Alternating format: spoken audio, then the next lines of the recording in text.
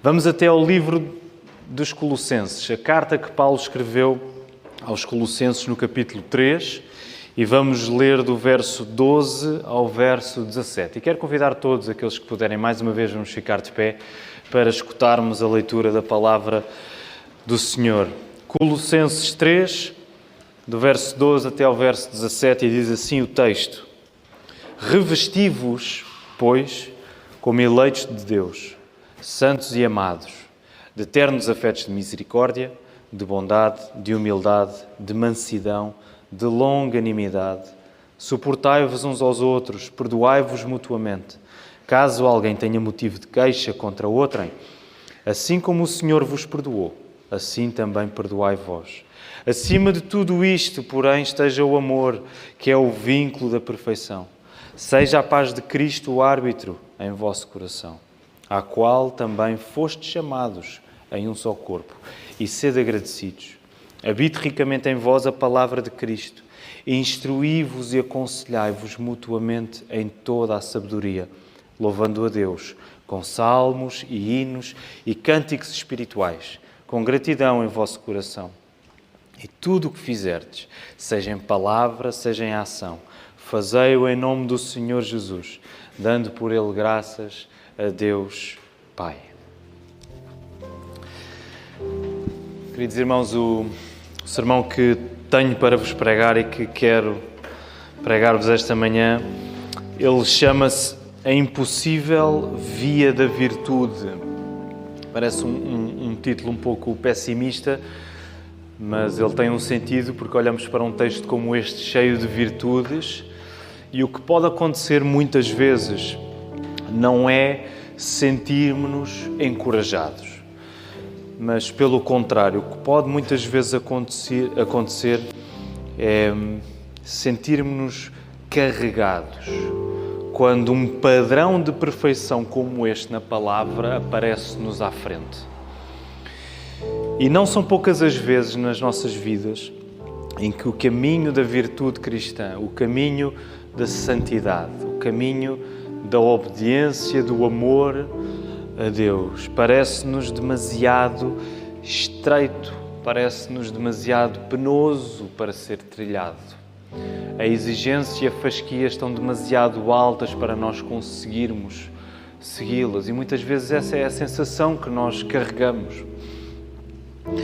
Mas o que eu vos quero dizer é que esta manhã, quando o assunto é perfeição, porque o nosso Deus é um Deus perfeito, quando o assunto é perfeição, a Bíblia, longe de tratar esse assunto como um capricho desinteressado, longe de tratar o assunto da perfeição como um Deus caprichoso que nos pede obediência, mas que no fundo não está interessado em nós. Longe da Bíblia tratar isso assim, a palavra aponta-nos sempre para aquele que é perfeito no nosso lugar. E isso, longe de nos dar peso, dá-nos paz.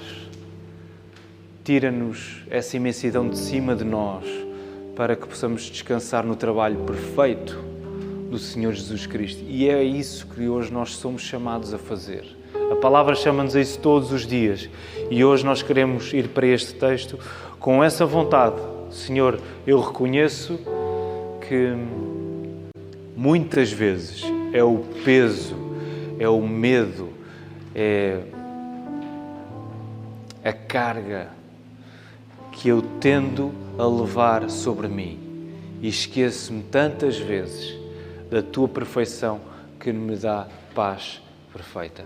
E por isso nós queremos orar nesta manhã para que a palavra nos guie e para que o Espírito Santo venha ao nosso encontro. Vamos orar, igreja. Senhor, é bom estarmos juntos. Ainda ontem, tantos de nós estivemos aqui louvando-Te, recordando, Senhor, a encarnação do Teu Filho Jesus Cristo. Obrigado porque Tu enviaste o Teu Filho, porque nós não conseguimos viver à altura da Tua perfeição. E por isso nós precisamos que o Teu Filho seja perfeito no nosso lugar, para que Tu nos aceites em Cristo. Ó Senhor, e por causa disso, Ajuda-nos, ao mesmo tempo que descansamos, ajuda-nos a obedecer com alegria nos nossos corações. Senhor, ajuda-nos nesta manhã. Abre as nossas vidas à Tua Palavra e ajuda-me a pregar o Evangelho. Que não sejam as minhas ideias, as minhas nuances a tomar conta do sermão, mas que seja o Espírito Santo, o verdadeiro pregador, esta manhã. Dá-nos ouvidos que ouçam, Senhor, para que Tu sejas glorificado na vida da Tua Igreja. É isto que nós pedimos e agradecemos no nome do Teu Filho Jesus Cristo. Amém. Muito bem, queridos irmãos, nós terminamos o nosso período de Advento e o período de Dezembro geralmente é um período em que nós seguimos as leituras bíblicas que o lecionário providencia, organiza. Nós vínhamos de uma série de sermões que interrompemos, essa série no livro do Gênesis. Se Deus quiser, retomaremos em janeiro. E estamos a seguir ainda algumas leituras que o lecionário nos dá. E hoje vamos até à Carta dos Colossenses. Se numa série de sermões não é preciso estarmos sempre a fazer o contexto do que está a acontecer, porque estamos familiarizados com o Gênesis, por exemplo, em Gênesis 3 já sabemos o que é que está a acontecer, qual é o pano de fundo. Hoje vamos para este texto a meio da carta que Paulo escreve a Colossenses e precisamos perceber, o que é que está aqui a acontecer? Qual é a história desta igreja? Porque é que Paulo está a escrever estas coisas aos Colossenses? E por isso eu quero começar por fazer um breve contexto. Esta igreja em Colossenses, ela existe, quero perguntar, fiz esta pergunta no primeiro turno e quero vos perguntar, onde é que fica Colossenses? Onde é que fica Colossos? Peço desculpa, Colossenses são os habitantes de Colossos. Onde é que fica esta região, Colossos? Como? Turquia, muito bem. Nossa irmã Ana. Vocês já foram à Turquia, família Bostrom? Não. Muito bem, fica na atual Turquia, Colossos. E então, o que é que está a acontecer? Se vocês folhearem, se forem até ao início da carta, lá no capítulo 1, é uma carta pequena. É daquelas cartas pequenas, tem apenas 4 capítulos, mas que vale muito a pena nós lermos do início ao fim, volta e meia, passarmos por ela. No capítulo 1, Paulo começa por escrever à igreja que ela está a crescer na fé e no amor a Jesus e aos outros.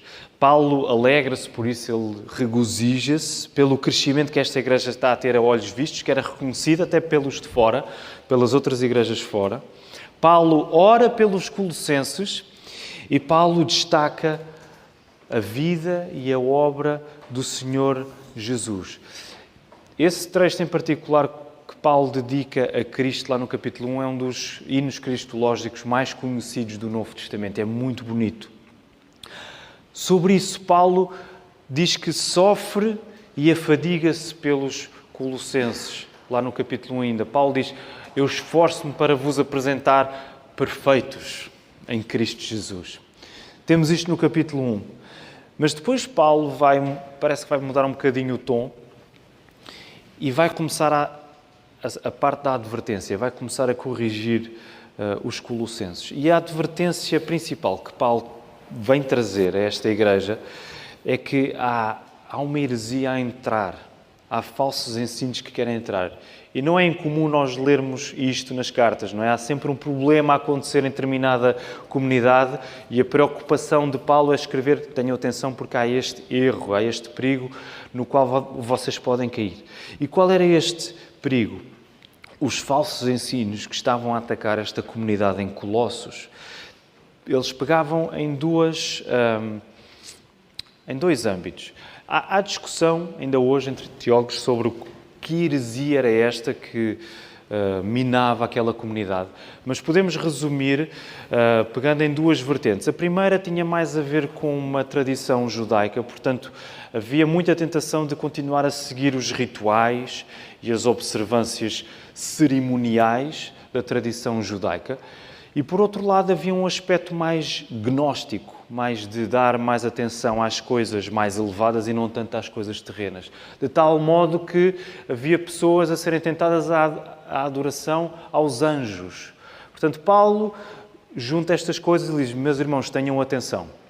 Porque isto é um perigo real que pode entrar na vossa comunidade. E como é que Paulo vai tratar deste assunto? Paulo trata deste problema colocando a atenção da igreja em Cristo. Ele prega o Evangelho a esta igreja porque essa é a maneira como os problemas da igreja devem ser resolvidos, através da pregação do Evangelho. E em Cristo, os colossenses foram sepultados e agora têm uma vida nova pela ressurreição. O grande argumento de Paulo é: meus irmãos, vocês são novas criaturas em Cristo. Vocês estão nele. Por isso é que vocês devem corrigir as coisas más que estão a fazer e abraçar coisas boas. Há um versículo em particular, no capítulo 2, lá no verso 23, que diz bem acerca da preocupação de Paulo. Paulo diz assim lá no capítulo 2, verso 23: tais coisas, com efeito, têm a aparência de sabedoria. Paulo está a falar acerca dos tais ritos, dos tais cerimónias que a igreja estava a ser tentada a seguir. Têm aparência de sabedoria, como culto de si mesmo, e de falsa humildade, e de rigor ascético. Todavia, não têm valor algum contra a sensualidade. Paulo está a dizer: meus irmãos, aquilo que vocês estão a querer fazer, isso não tem valor nenhum na vossa luta contra a tentação da carne. Vocês devem olhar para Cristo, não devem olhar para os rituais que vocês querem voltar a seguir. A inclinação para este cerimonialismo é inútil contra a sensualidade. O que resolve a vida daqueles cristãos não é o que eles fazem exteriormente. O que resolve a vida daqueles cristãos é quem eles são em Cristo. E por isso é que Paulo começa a carta a falar em Cristo e não ao contrário. Ele começa a colocar ênfase em Cristo para depois colocar os colossenses diante disso. Por isso o contexto específico do capítulo 3, onde está o texto desta manhã, é o contexto da união com Cristo glorificado e os resultados práticos que a Igreja vive a partir daí. Vejam lá o início do vosso capítulo 3. Se tiverem organizado em secções, como devem ter, como eu tenho na minha tradução, qual é o título logo da primeira secção que aparece aí no início do capítulo 3? A união com Cristo glorificado. E isso vai definir o tom para aquilo que Paulo está a trazer a partir do verso 12 que nós lemos esta manhã. É este o pano de fundo para nós percebermos o texto. A união com o Senhor Jesus Cristo. E deixem-me começar por dizer que o exemplo desta igreja em Colossos, que é uma igreja elogiada pelo apóstolo Paulo, logo no início, também é um exemplo de uma igreja que está a ser repreendida.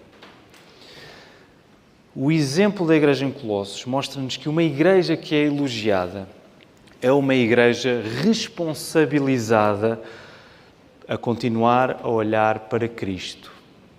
Da mesma maneira que uma igreja repreendida é uma igreja exortada a voltar para Jesus. E por isso, uma das primeiras coisas que eu te quero dizer esta manhã é que o elogio e a repreensão na tua vida devem produzir o mesmo resultado, que é Jesus. Se de alguma maneira pode ser mais fácil nós ligarmos mais a repreensão com Jesus, na medida em que somos colocados em causa, eu preciso de Cristo. Quando o elogio vem à nossa vida, e eu sei que todos nós de alguma maneira já recebemos elogios ou já fomos repreendidos, mas quando o elogio vem à nossa vida, é muito mais difícil nós colocarmos isso nas mãos do nosso Senhor. Nós guardamos isso para nós. O nosso coração vai logo absorver o elogio.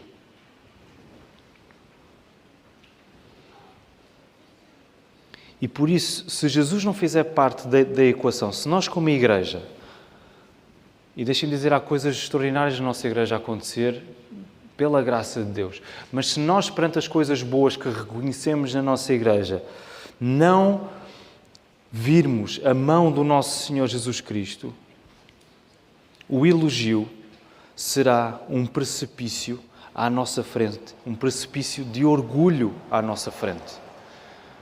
Da mesma maneira, a repreensão sem Jesus será um precipício de angústia à nossa frente.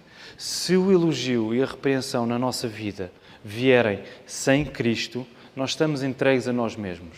Nós não temos caminho à nossa frente para, de facto, melhorarmos, para nos arrependermos, para progredirmos com fé. E neste final de ano, aproximamos-nos no final de 2021, é possível que fiquemos mais inclinados a avaliações pessoais. Eu não sei quantos de vocês é que fazem este exercício no final do ano de olhar para trás e ver o que é que correu bem, o que é que não correu tão bem assim. É um exercício útil. Mas também é possível que nesse exercício, nessa avaliação que nós fazemos, ele possa ser tanto um peso quanto um deslumbramento. Se por um lado nós podemos ficar esmagados pelo que não correu assim tão bem, por outro, nós podemos ficar distraídos com o que correu muito bem. Podemos ficar esmagados. Este ano foi um ano para esquecer e carregamos esse peso. Por outro lado, não, este ano foi um ano muito bom. É claro que agora com o contexto da pandemia o muito bom é sempre um pouco relativo, mas este ano até foi um ano em que consegui fazer várias coisas e alcancei alguns dos meus objetivos. E nós ficamos sempre no perigo de ou sucumbirmos ao peso, ao desespero, ou sucumbirmos ao deslumbramento. Em ambos os cenários, nós seremos escravos ou do peso ou do deslumbramento se Cristo não fizer parte da equação. Por isso, na satisfação ou na desilusão, no elogio ou na repreensão que nós experimentamos, o caminho a seguir é Cristo. É isto que Paulo está a trazer à igreja em Colossenses. Meus irmãos, vocês são uma igreja abençoada, mas vocês são uma igreja também que precisa de corrigir coisas. Não é por agora passarem do elogio para a repreensão que vão ficar, deixem-me dizer assim, às aranhas e não ir para Cristo. Não, vocês vão continuar a ir para Cristo da mesma maneira que já estavam a ir para Cristo. Quer o elogio bata à vossa porta, quer a repreensão chegue até vós. O caminho a seguir é Jesus. E por isso, no texto que nós lemos esta manhã, há dois aspectos muito importantes que balizam, não é? Que limitam este trecho da palavra. O primeiro, lá no verso 12, e o segundo no verso 17. Voltem a colocar os vossos olhos nesses versículos.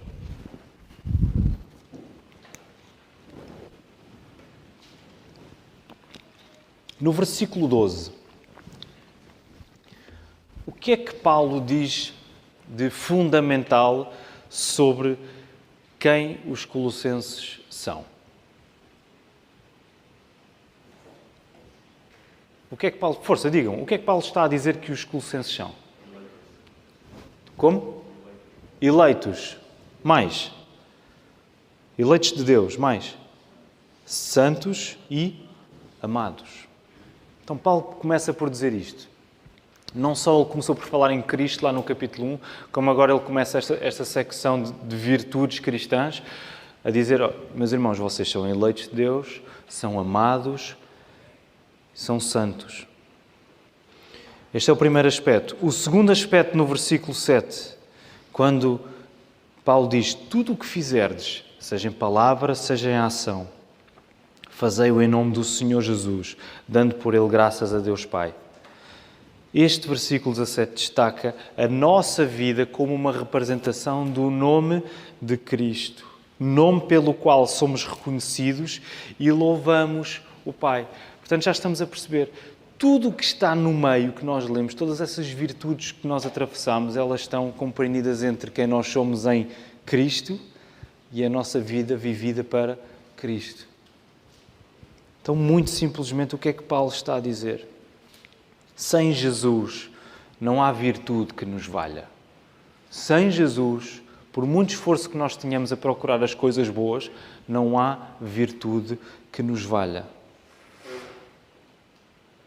Toda a nossa vida é uma representação de quem Cristo é, como um espelho cujo reflexo principal não é o nosso, mas é o de Jesus.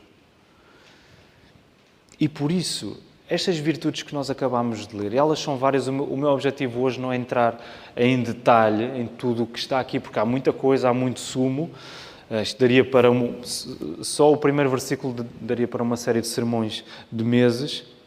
Mas vejam lá, nós temos aí ternos afetos de misericórdia, bondade, humildade, mansidão, longanimidade, suportem-vos aos outros, perdão, vivam em paz, amem-se uns aos outros, instruí-vos na palavra de Cristo com sabedoria, salmos, hinos, cânticos espirituais, sejam gratos.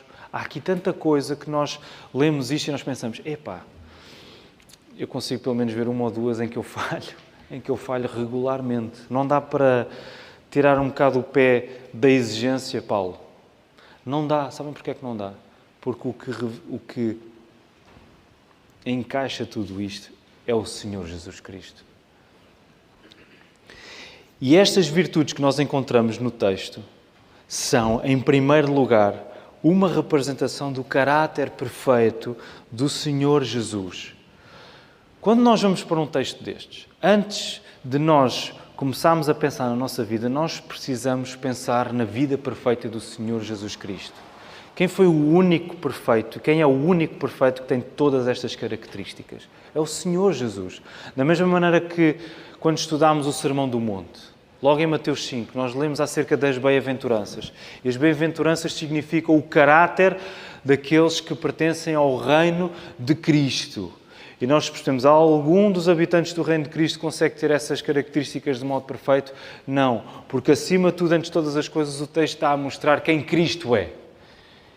E nós somos do reino, nós somos chamados a ser daquela maneira, com aquelas bem-aventuranças, porque o Senhor Jesus é assim.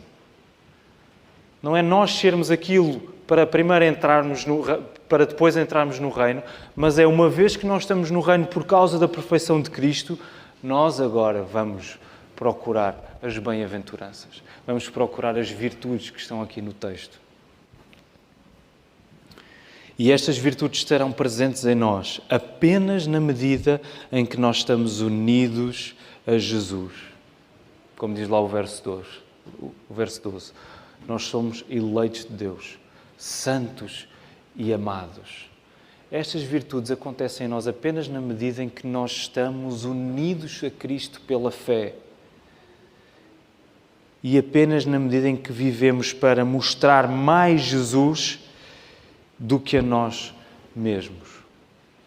Daí a importância da pequena palavra com que começa o verso 12. Como é que começa o vosso versículo 12? Qual é a palavra que está lá? Digam, força.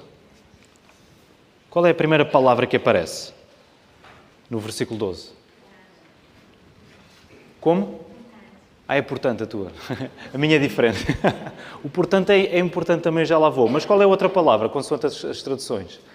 Revesti-vos. Vamos juntar as duas, porque as duas funcionam juntas, não é? Revesti-vos, portanto, ou pois, em algumas traduções. Paulo está a dizer, meus irmãos, uma vez que vocês estão unidos a Cristo, uma vez que vocês foram sepultados com Ele na sua morte pelo batismo e ressurgiram para uma nova vida através da sua ressurreição, vocês são novas criaturas, vocês são eleitos de Deus, vocês são santos e amados. Por causa disso, revistam-se. Revistam-se do quê? De todas estas virtudes. Revistam-se, coloquem sobre vocês uma pele, uma roupa que não é vossa por natureza, mas que vos é dada em Cristo. A lógica que Paulo está aqui a dizer é, olha, procurem essas virtudes para vocês mostrarem que são pessoas capazes de as cumprir. Não, a lógica não é a da autopromoção. A lógica é a lógica da representação de quem domina a nossa vida. Nós fomos resgatados por Cristo, fomos salvos pela sua graça para mostrarmos quem Ele é, não quem nós somos. É claro que mostrar a nossa vida faz parte do processo, mas nós estamos aqui para mostrar quem Jesus é. Tal como um embaixador representa a autoridade maior que o enviou. E quando olhamos para uma lista como esta, aliás, temos esta lista de coisas boas, mas já repararam que nos versículos atrás, aí a partir do versículo 5, há uma lista de coisas más, não é? Há uma lista de vícios que o apóstolo Paulo diz, abandonem isso, não é? Abandonem. Façam morrer a vossa natureza terrena, prostituição, impureza, paixão lasciva, desejo maligno e avareza, que é a idolatria. Por estas coisas vem a ira de Deus. Nós, quando olhamos para listas destas, há outras listas assim no Novo Testamento. Por exemplo, qual é a outra lista, as outras duas listas, uma de coisas más e outra de coisas boas, que vos vem à memória também no Novo Testamento e que Paulo escreveu também? Qual é que é? Força, digam! Os frutos os frutos da carne, os frutos do Espírito, não é? Em Gálatas 5. Semelhante. Os frutos da carne são estes, rejeitai-os. Os frutos do Espírito são estes, procurai-os. Quando nós olhamos para listas como estas, e como esta de Colossenses 3 em particular, a tendência é nós ficarmos assoberbados, nós ficarmos carregados com tudo o que somos chamados a fazer. É muita coisa. Como é que eu consigo ir a todo lado? Longanimidade, misericórdia, bondade, perdão, amor, paz. Dá um curto-circuito na nossa cabeça. Como é que eu consigo fazer isto tudo? Como é que eu consigo ser isto tudo? Mas quando a nossa reação é de ficarmos mais carregados, há alguma coisa desalinhada em nós. E de facto o Espírito Santo convence-nos disso para mostrar-nos que há alguma coisa que não está bem connosco. Ao dar-nos listas assim, de coisas más que nós devemos abandonar e de coisas boas que nós devemos praticar, a Bíblia, mais do que colocar a ênfase no que nós fazemos, a Bíblia coloca a ênfase, mais uma vez, no que Cristo faz. Nunca a Bíblia vai te dar listas destas para tu colocares a ênfase naquilo que tu podes fazer, porque vais morrer a tentar fazer isso. A Bíblia coloca, quando dá listas destas, a Bíblia coloca a ênfase em Cristo, no que Cristo fez, porque quem Cristo é e o que Cristo fez é perfeição. E Paulo está a dizer, olha para Jesus, olha para Jesus. O circuito é sempre de Cristo para nós e nunca o contrário. Quando a nossa vida é definida por quem Cristo é, nós estamos livres para largar o que é mau e abraçar o que é bom. Paulo quer que os colossenses percebam isto. Meus irmãos, vocês são livres em Cristo. Vocês agora são livres para largar os desejos da vossa carne e para guardarem para vocês as virtudes que vêm pelo Espírito Santo. Até lá, qualquer esforço para nós largarmos o que é mau tornar-se-á numa angústia insuportável. E qualquer esforço para abraçarmos o que é bom tornar-se-á no caminho em que nos provamos a nós mesmos. Em qualquer um dos casos, não temos como estar à altura de uma empreitada desta envergadura.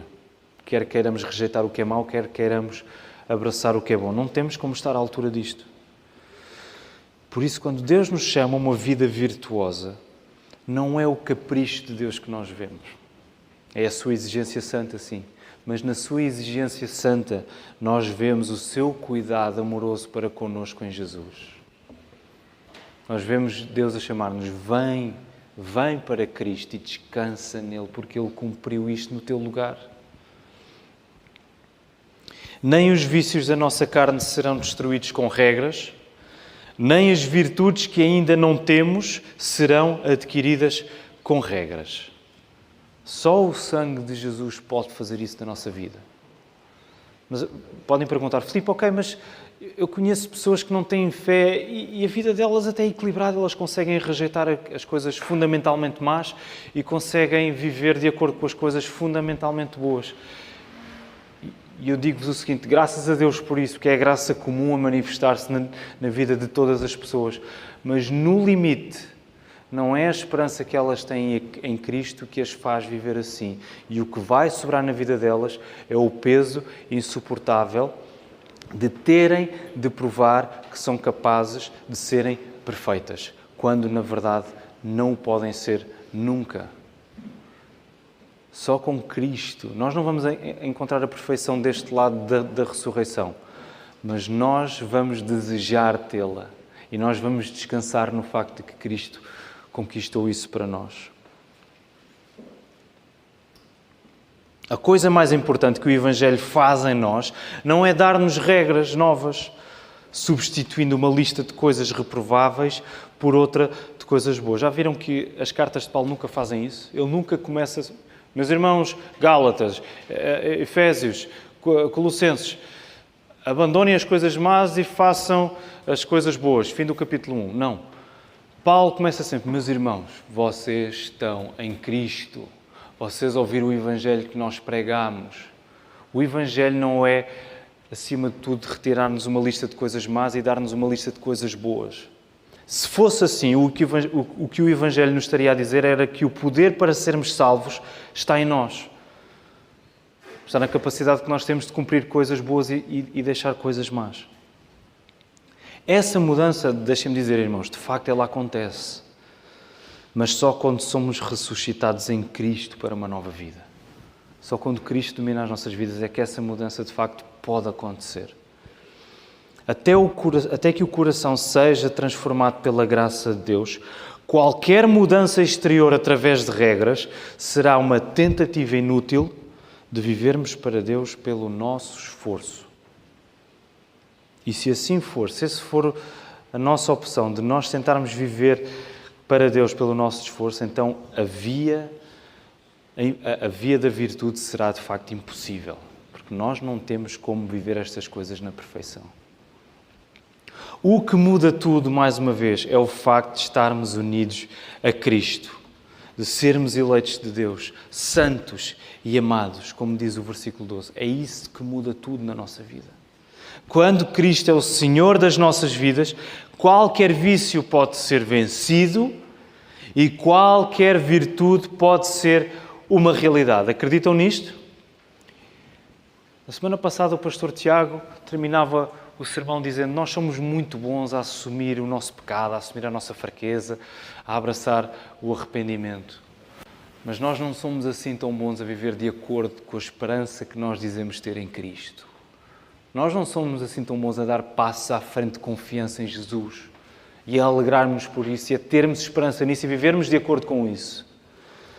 Se Cristo é o Senhor das nossas vidas, quer os vícios podem ser vencidos, irmãos, mas as virtudes podem ser uma realidade para nós. Nós podemos ser pessoas mais longânimas, mais santas, mais amorosas, que vivem com mais paz, com mais alegria.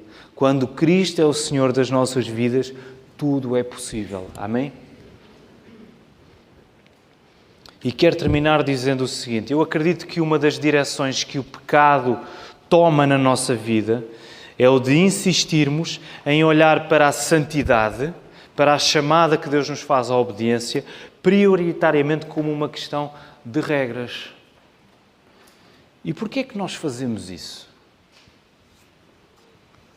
Porque é sempre mais fácil nós olharmos para as regras que achamos nós ainda não estamos preparados para cumprir e contornarmos essas regras. É sempre mais fácil nós darmos a volta às regras que nós achamos, não, ainda não estou preparado para fazer isso, é melhor não me meter aí para já. O que é mais difícil é nós contornarmos uma chamada à santidade, quando essa chamada à santidade está sustentada exclusivamente no poder e na perfeição de Cristo. Isso é que é difícil. Como é que tu vais fugir da chamada à obediência se é o poder perfeito de Jesus que sustenta a tua obediência, que sustenta a tua santidade? Que desculpa é que nós vamos dar quando é o poder perfeito da palavra de Cristo que nos segura e nos chama à obediência? Que desculpa é que nós vamos dar? Ainda hoje na escola dominical ouvíamos um testemunho acerca de uma irmã que viveu um período prolongado na sua vida de afastamento de Deus. Mas por alguma razão, ela diz: eu senti que Deus nunca me largou. Eu senti que Deus nunca me deixou.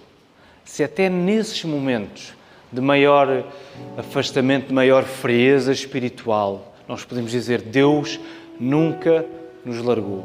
Que desculpa é que nós podemos usar agora para contornarmos a chamada à santidade, quando é o poder perfeito de Cristo que já nos segurou no passado e que nos continua a segurar agora? Não há desculpas.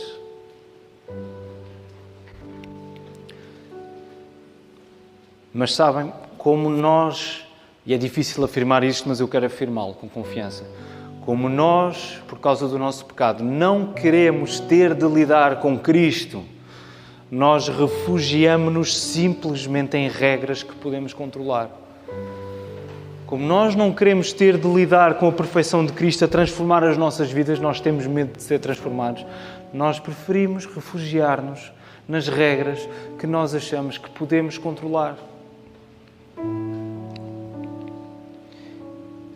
E podem me perguntar, à maneira como o apóstolo Paulo perguntava, logo, as regras são más?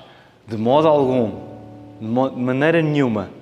Quando Cristo é o Senhor das nossas vidas, quando Jesus é o único caminho, as regras da palavra, as regras que a palavra nos dá, elas pavimentam o nosso coração. Elas pavimentam o nosso coração, o nosso caminho em direção a Jesus.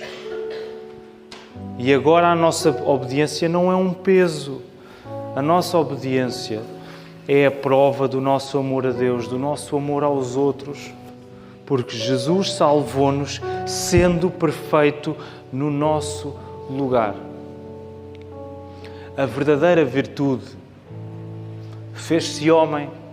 A verdadeira virtude que é o Senhor Jesus Cristo fez-se homem para que nos fosse dada uma virtude perfeita que não é a nossa. E por isso o nosso trabalho, como o apóstolo Paulo está a chamar os colossenses aqui, o nosso trabalho é obedecer, é largarmos o que é mau, é colocar os nossos pensamentos nas coisas do alto, onde Cristo está assentado à direita do Pai. E ao mesmo tempo que fazemos isso, o nosso trabalho também é descansar na perfeição do Senhor Jesus. Que outro Senhor é que nos chama a uma vida em que nós entregamos tudo em obediência e amor, e essa entrega é sinónimo de descanso. Que outra salvação é que existe em que, dando tudo, descansamos? Não há, só no Senhor Jesus Cristo. E por isso precisamos de olhar para Ele, porque queremos mais santidade, queremos mais alegria na nossa vida, queremos mais confiança naquele que nos salvou. Que o Senhor nos ajude. Graças te damos, Senhor, porque o Teu amor é perfeito nas nossas vidas e nos momentos em que falhamos, em que ficamos aquém daquilo que Tu nos pedes, Senhor, o Teu amor não falha para connosco e o sacrifício do Teu Filho Jesus permanece perfeito para nos limpar de qualquer mancha, de qualquer pecado, Senhor. Por isso ajuda-nos a correr para o Teu Filho Jesus, quando reconhecemos que coisas boas temos conseguido na nossa vida e outras coisas más que queremos abandonar, Senhor. Ajuda-nos, porque nada conseguimos fazer sem o poder perfeito do Teu Filho Jesus. Como Ele disse, sem mim nada podeis fazer. Que a graça do Senhor Jesus Cristo, o amor de Deus Pai e a comunhão do Espírito Santo sejam com todos, agora e para sempre. Amém.